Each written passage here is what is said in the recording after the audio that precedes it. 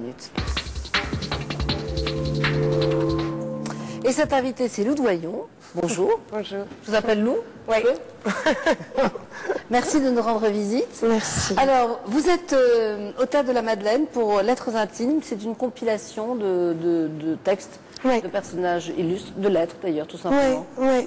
De lettres en fait qui ont été collectionnées par une femme qui s'appelle Anne-Marie Springer et c'est sa collection privée. Oui. Et ils en ont fait un livre avec les éditions textuelles et moi j'ai choisi certaines lettres là-dedans. Alors, pour nous donner une idée du spectacle, on va tout de suite en regarder un extrait, si vous voulez bien. À la citoyenne Bonaparte, 6 rue Chantereine, Paris. Plaisance, le vin floréal à 9 h du soir.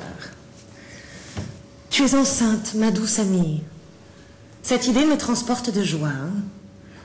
Mais pourquoi ne viens-tu pas enceinte de 2 mois? Cela n'empêche pas de voyager. Si je ne te vois pas avec ton petit ventre, je n'y croirais pas. Alors là, c'est une lettre de Napoléon à Joséphine, Oui, c'est ça? oui. Et pour la petite histoire, en fait, elle n'est pas du tout enceinte, c'est ça? Oui, en fait, c'est ça qui m'amuse le plus, c'est entre chaque lettre, essayer de remettre dans le contexte. Et en fait, lui, en campagne d'Italie, il attend Joséphine absolument tous les jours, et au bout d'un moment, vu qu'il insiste beaucoup, elle est obligée d'inventer des histoires inouïes pour ne pas le rejoindre, et donc elle s'invente des grossesses. Est-ce que vous avez justement découvert des facettes tout à fait différentes de personnages? C'est là, parce que là, on parle de personnages historiques, mais il y a aussi des grands romanciers, Ouais. des grands poètes.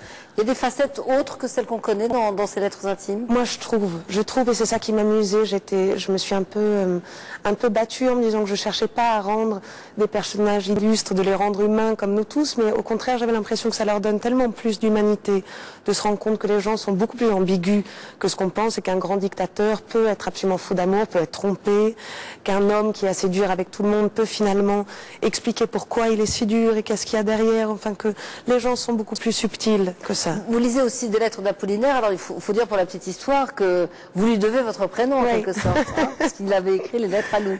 Oui. Moi, mes parents sont des fous des lettres à Lou et des poèmes à Lou.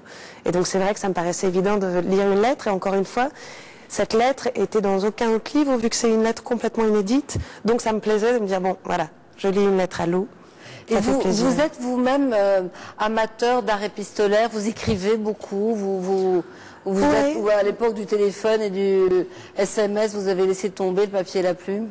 Non, je trouve que les deux sont différents. En même temps, ce que j'aime toujours dans l'idée d'écrire, c'est qu'on pèse ses mots, qu'on fait beaucoup plus attention et qu'on a finalement une plus grande bienveillance et qu'on a tendance à réduire au fur et à mesure d'avoir relu, on les déchire, on les fait 15 fois. Donc, il y a un effort qui me plaît, il y a un respect pour le destinataire qui me plaît beaucoup plus que finalement de d'autres supports. Et en même temps, le email, on peut l'écrire de la même manière, le texto aussi. Enfin, je suis pas contre. Voilà. Aussi.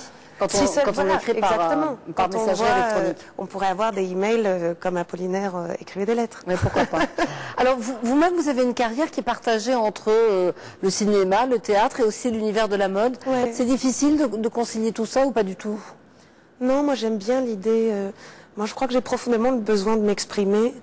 Et c'est assez compliqué. Dans certains pays, on est plus ou moins ouvert à ça. Il y a une plus ou moins bienveillance des gens en face. Moi, je trouve ça logique. À partir du moment où on a envie de s'exprimer, je trouve que ce soit au théâtre, sur du papier, dans un tableau, en faisant un film. Enfin, il y a quelque chose de très logique pour moi là-dedans. Donc c'est vrai que j'ai l'impression que c'est la même personne qui fait toutes ces choses-là. J'ai pas l'impression d'être schizophrène et de changer radicalement de personnalité.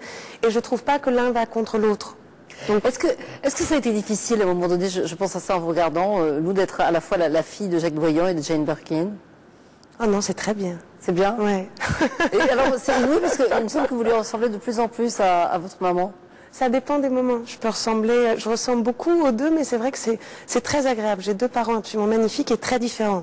Oui. Donc c'est vrai que c'est magnifique d'avoir quelqu'un de très social d'un côté et de l'autre côté, quelqu'un d'absolument fermé, d'une intégrité absolument magnifique, d'avoir 2 personnes qui sont absolument magnifiques. Et toute la tribu est venue voir le spectacle? Oui. Tous? Oui. C'est vrai? Oui. Charlotte, Jane... Ouais. Le premier soir. C'est vrai? Et mon C'était tous père là. en solo tout seul plus tard, ce qui lui ressemble. Un peu caché, Ouais. ça lui ressemble bien.